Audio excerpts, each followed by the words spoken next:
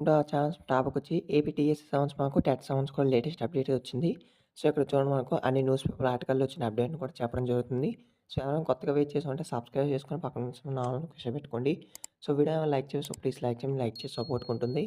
So, ఇక్కడ చూడండి మనకు ఈనాడు న్యూస్ పేపర్‌లో అయితే అప్డేట్ అయితే వచ్చింది. ఎన్నికల డీఎస్పీ వాయిదా అనేది మనకి ఇచ్చిందనమాట.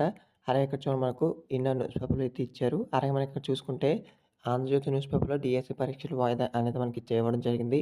అలాగే ఇక్కడ మనం చూసుకుంటే గనక సాక్షి న్యూస్ పేపర్‌లో కూడా ఒక అప్డేట్ అయితే ఇచ్చారు చూడండి మాకు డీఎస్సీ పరీక్షలు వాయిదా అనేది మనకిచ్చారు. సో, మనకు టోటల్ అప్డేటింగ్‌గా చూసుకుంటే చూడండి మనకిక్కడ డీఎస్సీ పరీక్షలు వాయిదా అనేది ఇచ్చారు. ఏపీ టెట్ ఫలితాల వెల్లడి కూడా ఎన్నికల ప్రక్రియ ముగిసే వరకు ఆపాలని ఈసీ ఆదేశాలు అనేది ఇవ్వడం జరిగింది. డీఎస్సీ పరీక్షలు వాయిదా అనేది ఇచ్చారు.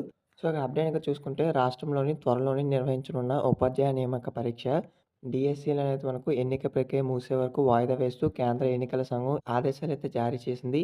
సో, మనకు అలాగే టెట్ ఫలితాన్ని కూడా వెల్లడించవద్దని సూచించింది.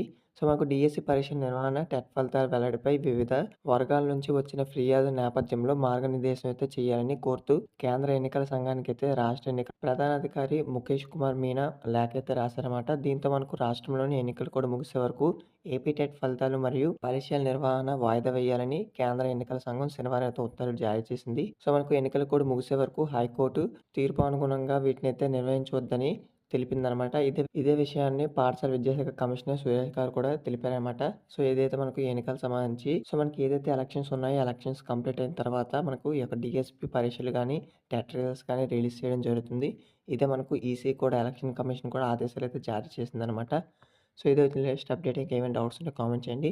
సో, వీడియో మీ ఫ్రెండ్స్‌కి కూడా షేర్ చేయండి. వాళ్ళకి ఇన్ఫర్మేషన్ తెలుస్తుంది. టెట్ సంబంధించి, డీఎస్ సంబంధించి ఎటువంటి చిన్న అప్డేట్స్ మీకైతే ఇంటిమేట్ చేయడం జరుగుతుంది. సో, ఎవరైనా కొత్తగా విజిట్ చేసినట్లయితే సబ్స్క్రైబ్ చేసుకొని పక్కన ఉన్న ఆల్ నోటిఫికేషన్ పెట్టుకోండి. వీడియో ఏమైనా లైక్ చేస్తే ప్లీజ్ లైక్ చేయండి. Thanks for watching.